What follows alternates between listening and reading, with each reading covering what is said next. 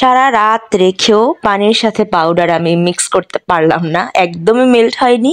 কি এমন পাউডার এটা? চলুন এটা নিয়ে থাকবে আজকের সম্পূর্ণ ভিডিও। সো আসসালামু আলাইকুম and hello everyone, this is Maria from Elegance by Riya. ফুটেজটা ছিল প্রাইভেট ক্লাসের, আমার যে লুজ পাউডার দিয়ে ওদের ক্লাসে শিখাইছি, তো এইটাই ও দ্বিতীয় দিন নিয়ে আসে। ক্লাসটা ছিল 2 দিনে, বেসিক টু অ্যাডভান্স। তো ও বলতেছিল যে এটা ওয়াটারপ্রুফ, কিভাবে বুঝবো? তো আমি একদম ওকে প্র্যাকটিক্যালি বুঝাই দিছি, মানে ও খুব ভালোভাবে বুঝতে পারছে। আপনারাও আশা করি ভিডিওটা দেখে অনেকটাই বুঝতে পারতেছেন যে এইটা ছাড়া মেকআপ, ওয়াটারপ্রুফ মেকআপ ইম্পসিবল। একটা মেকআপ সারাদিন লং লাস্টিং এর জন্য, ওয়াটারপ্রুফের জন্য, অন্তত একটা ম্যাট ফিনিশিং এর জন্য লুজ পাউডার মাস্ট। অনেকেই ভুল করেন কি, foundation, concealer or Bibi cream direct compact powder দিয়ে সেট করেন, যেটা আধা ঘন্টা 1 ঘন্টা পর এত পরিমাণ কেকি হয়ে যায়, তখন আপনারা বলেন যে প্রোডাক্ট খারাপ, হ্যান ত্যান।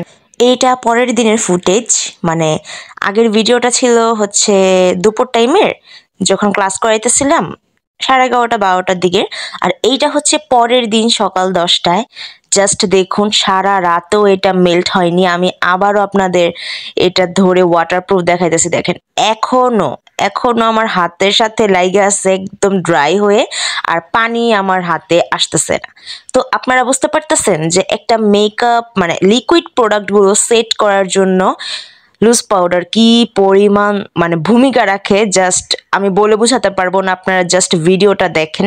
একইভাবে গতবার গ্রুপ ক্লাসে আমার আরেকটা স্টুডেন্ট ওর প্রোডাক্ট নিয়ে আসছিল, তো ওর বাঁ হাতে যে ইয়েলো কালার আপনারা একটা হলুদ গুঁড়ার মতো দেখতেছেন মেল্ট হয়ে রইছে, এইটা হচ্ছে ওর বানানা লুজ পাউডার, যেটার প্রাইস আমাদের অরিজিনালটার একদমই সেম ছিল।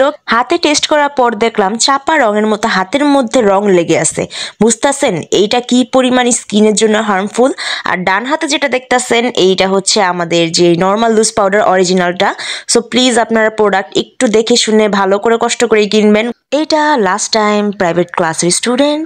সো ভিডিওটা কেমন লাগলো জানাবেন। আল্লাহ হাফিজ।